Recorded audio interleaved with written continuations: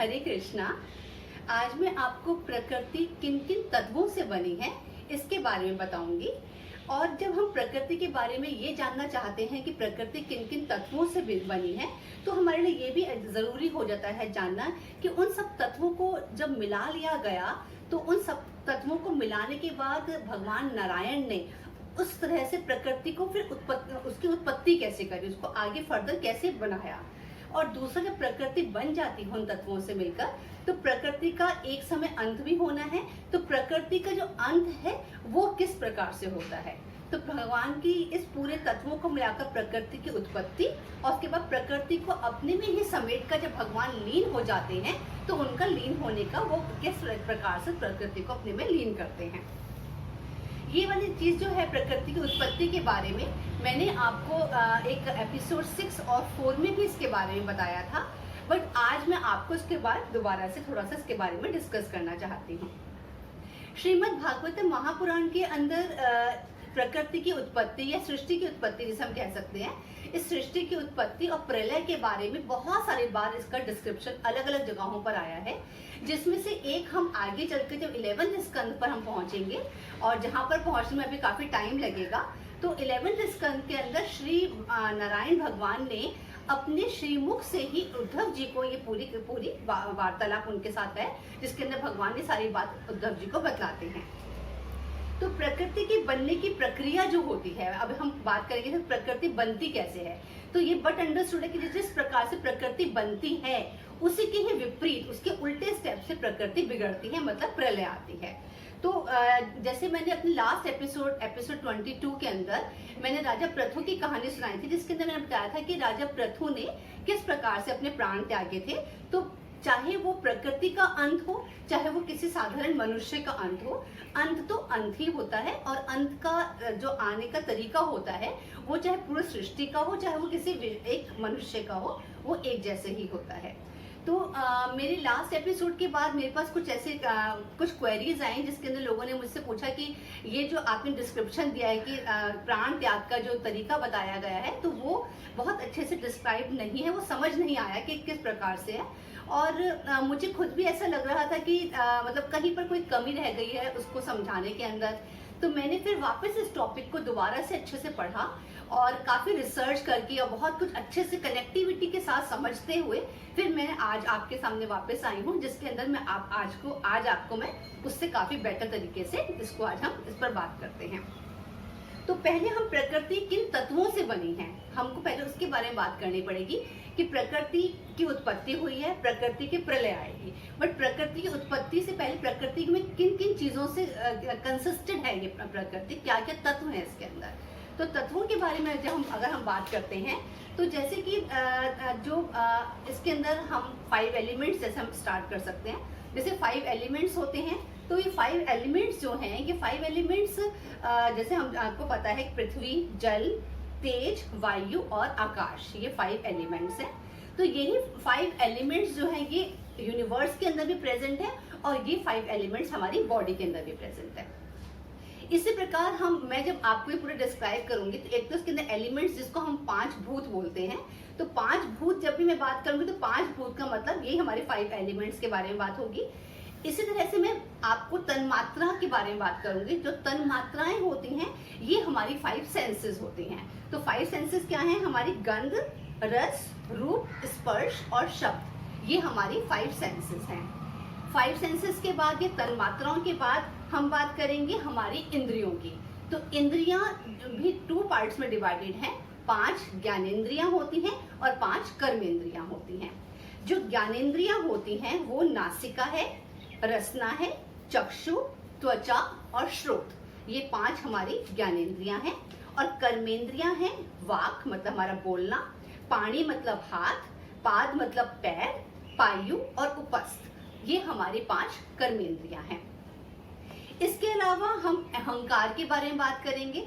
तो अहंकार क्या होता है, अहंकार 3 प्रकार के होते हैं, सात्विक अहंकार, राजस अहंकार और तामस अहंकार। इसी प्रकार से हम 3 गुणों के बारे में बात करेंगे। 3 गुण क्या होते हैं, सत्वगुण, रजोगुण और तमोगुण। इसके अलावा एक हम महतत्व के बारे में बात करेंगे। महातत्व क्या होते हैं? गुण और कर्मों से बने जो हमारा शरीर है, इसी को ही महातत्व कहा जाता है और इसको अलग अलग नामों से और भी महातत्व को पुकारा जाता है। तो ये इस प्रकार से ये आप जो मैंने आपको बताए हैं नामों की जो जानकारी दी मैंने आपको दी है, अब हम इनको आपस में सभी चीजें कनेक्टेड कैसे हैं, अब मैं आपको इसके बारे में बता रही हूँ। तो हम शुरू करते हैं। जैसे पहले हम प्रकृति की रचना के बारे में बात करेंगे कि प्रकृति की इन तत्वों से मिलाकर भगवान की रचना कैसे करते हैं।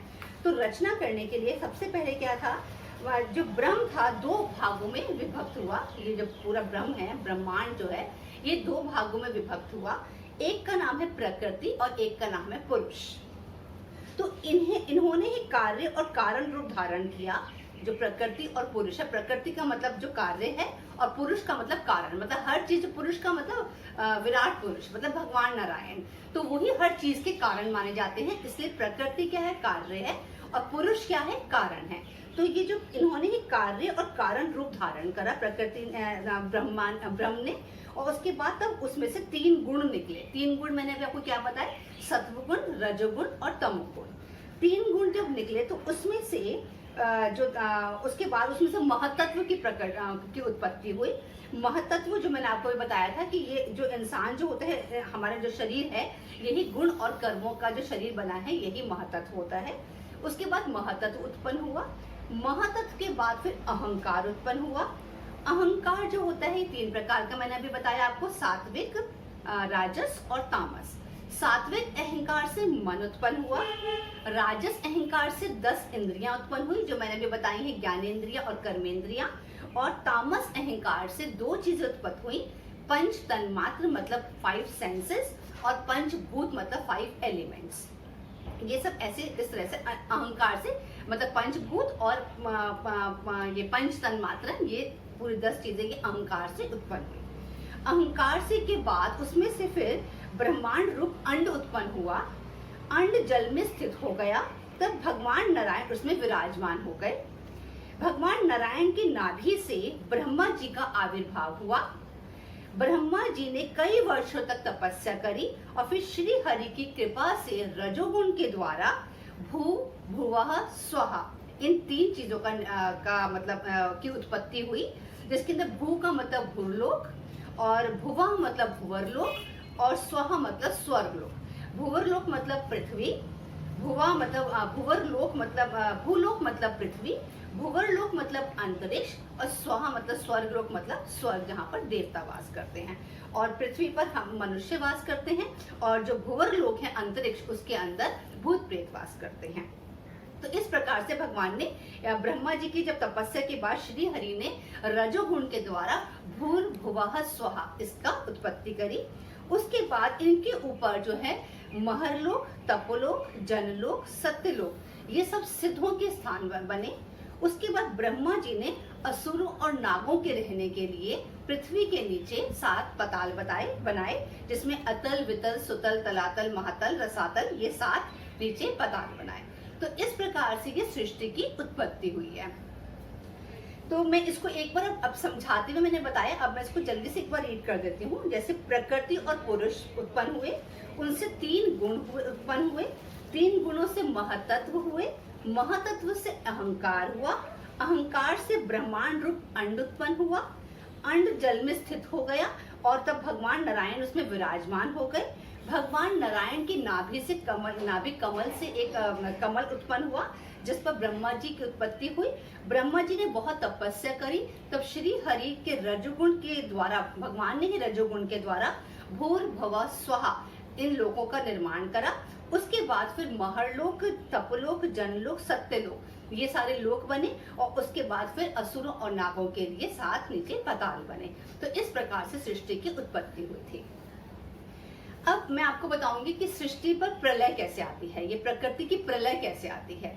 जो हमने राजा पृथु के भी स्टेप्स जो बोले थे मैंने लास्ट एपिसोड में, उसी से ही कनेक्टेड है कि जो मैंने आपको सृष्टि की उत्पत्ति बताई, बिल्कुल उसको रिवर्स कर दिया जाए तो सृष्टि की प्रलय हो जाती है। सृष्टि की प्रलय के लिए एक बहुत इंपॉर्टेंट चीज मैं आपको ये बताना चाहती हूँ कि जैसे अगर हम सृष्टि की बात करें या फिर हम अपने शरीर की बात करें, एक ही बात मैंने अभी आपको बताया था कि एक ही बात है। तो अगर आज हम अपने शरीर से शुरू करते हैं तो उसके अंदर जब मैंने आपको बताया कि 5 एलिमेंट्स हमारी बॉडी के अंदर भी प्रेजेंट है, वही 5 एलिमेंट्स यूनिवर्स के अंदर भी प्रेजेंट है। तो जैसे हम 5 एलिमेंट्स के बारे में बात करें तो जैसे पृथ्वी को अगर हम लेते हैं तो पहले पृथ्वी बनी है, तो पृथ्वी है तो गंध है, गंध का मतलब तन्मात्रा, और गंध है तो हमारी नासिका है, और नासिका का मतलब हमारे ज्ञानेंद्रिया। इसी प्रकार से शरीर का जो जल है, हमारे शरीर के अंदर जल है, जल ही हमारे यूनिवर्स के अंदर भी जल है, और वही जल है, इसलिए जल से हमारे क्या बना, रस बना, जल से रस बना, रस तन्मात्रा है, और रस है तो इसलिए हमारी रसना है, मतलब हमारी जीभ है।